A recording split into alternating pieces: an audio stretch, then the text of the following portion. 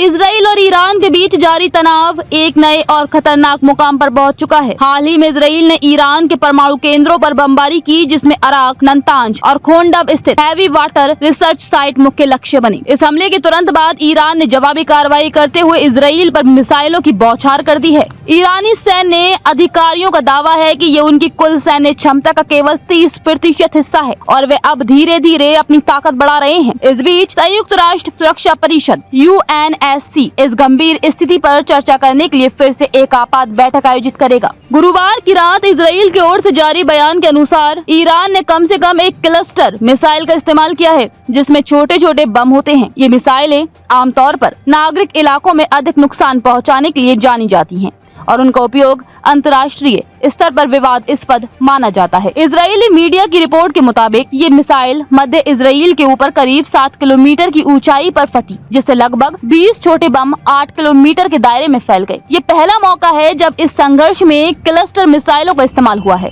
जिससे इस लड़ाई की गंभीरता और बढ़ गई है। वह ईरान के परमाणु कार्यक्रम के महत्वपूर्ण ठिकानों को निशाना बनाया जाना इस जंग को और भी जटिल बना रहा है। लेबनान की हिजबुल्लाह ने भी ईरान का खुलकर समर्थन किया है। हिजबुल्लाह के उपनेता शेख नईम कासिम ने इजराइल और अमेरिका को कड़ी चेतावनी देते हुए कहा कि ईरान का परमाणु कार्यक्रम पूरी तरह से शांतिपूर्ण है और इसका उद्देश्य राष्ट्रीय विकास है। उन्होंने कहा कि विश्व में ईरान के खिलाफ विरोध उसके परमाणु कार्यक्रम के कारण नहीं, बल्कि उसकी आजादी और विश्वास के कारण है, जो अन्य दबाए गए लोगों को प्रेरणा देता है। संयुक्त राष्ट्र सुरक्षा परिषद ने पिछले सप्ताह इजराइल के हमलों के बाद एक आपात बैठक की थी, लेकिन अब ईरान ने रूस, चीन और पाकिस्तान के समर्थन से एक और बैठक की मांग की है। ये बैठक आज फिर से इस विवाद पर चर्चा के लिए बुलाई गई है। वहीं एक ईरानी मानवाधिकार संगठन के अनुसार अब तक ईरान में 639 लोग मारे जा चुके हैं, जिनमें 263 आम नागरिक शामिल हैं। इसके अलावा 1300 से अधिक लोग घायल हुए हैं। ईरान ने जवाबी कार्रवाई में इजराइल पर करीब 400 मिसाइलें और सैकड़ों ड्रोन दागे, जिसमें इजराइल में कम से कम 24 लोगों की मौत हुई है और कई घायल हुए हैं। मिसाइल हमलों में इजराइल के एक मेडिकल बिल्डिंग और आसपास के आवासीय इलाके भी क्षतिग्रस्त हुए। ईरान की इस प्रतिक्रिया को IRGC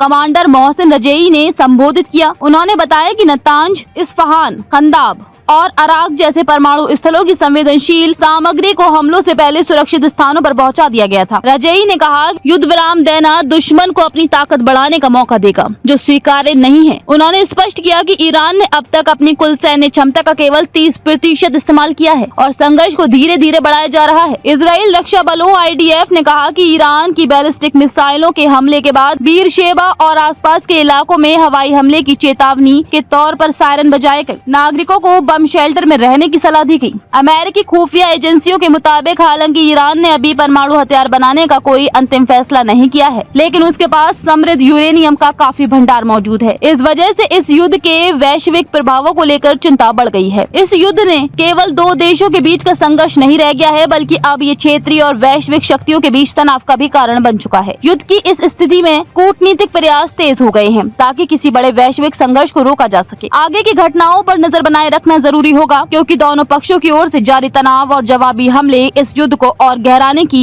ओर ले जा सकते हैं। वैश्विक समुदाय की निगाहें अब संयुक्त राष्ट्र और अन्य अंतर्राष्ट्रीय संगठनों की कार्रवाई पर टिकी हैं, जो इस जटिल संकट को सुलझाने की कोशिश कर रहे हैं।